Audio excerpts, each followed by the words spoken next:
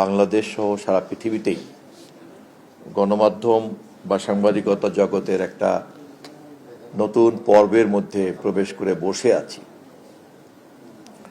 এবং এই পরিস্থিতিতে সবচেয়ে বেশি চ্যালেঞ্জের মধ্যে পড়ে গিয়েছে সাংবাদিকতার পেশাটা।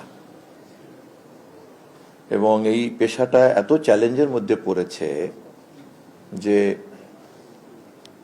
সত্য অনুসন্ধান করাই যার পেশা, নিশ্চয়ই কোনো রাষ্ট্র সরকার নিঃস্বার্থভাবে তাদেরকে টাকা দিয়ে রাষ্ট্রের বিরুদ্ধে, সরকারের বিরুদ্ধে তথ্য অনুসন্ধান করার জন্য টাকা ব্যয় করতে থাকবে, ট্যাক্সের টাকা ব্যয় করতে থাকবেই, এবং সেটা ব্যয় করার একটা নিয়মকানুন তৈরি হবে।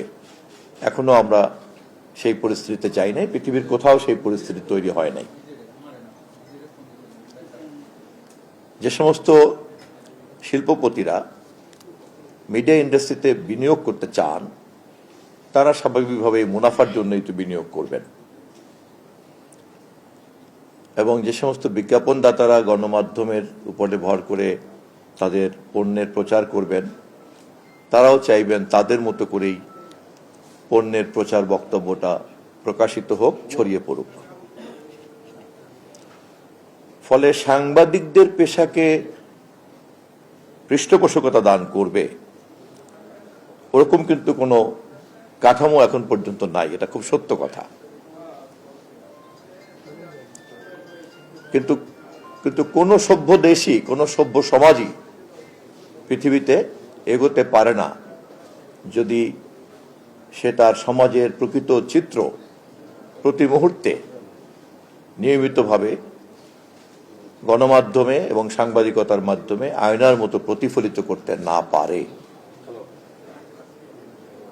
আমরা যেমন যে কোনো সুস্থ স্বাভাবিক লোক আয়নায় নিজের চেহারা না দেখে বুঝতে পারি না যে আমি ঠিক মানুষের সামনে যাওয়ার জন্য যথেষ্টভাবে প্রস্তুত কিনা, তেমনি একটি রাষ্ট্র এবং সমাজকেও কিন্তু প্রতি মুহূর্তেই আয়নার সামনে দাঁড় করিয়ে রাখতে হয়।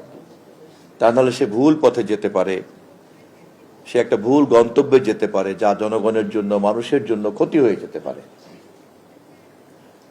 এবং এই কাজটা করার দায়িত্বই হচ্ছে সাংবাদিকতার মূল লক্ষ্য। এবং যে সমস্ত ব্যক্তিবর্গরা জেনে শুনে এই ধরনের একটা মহৎ পেশার মধ্যে যুক্ত হয়েছেন, যুক্ত হচ্ছেন, যুক্ত হবেন, আমি গভীরভাবে তাদের প্রতি শ্রদ্ধা জানাই। কারণ এই পেশাতে বিত্তবান হওয়ার কোনোই সম্ভাবনা নাই, কিন্তু এই পেশাতে নিজের বিবেক এবং মেধা চর্চা করার অনেক বড় একটা সুযোগ আছে।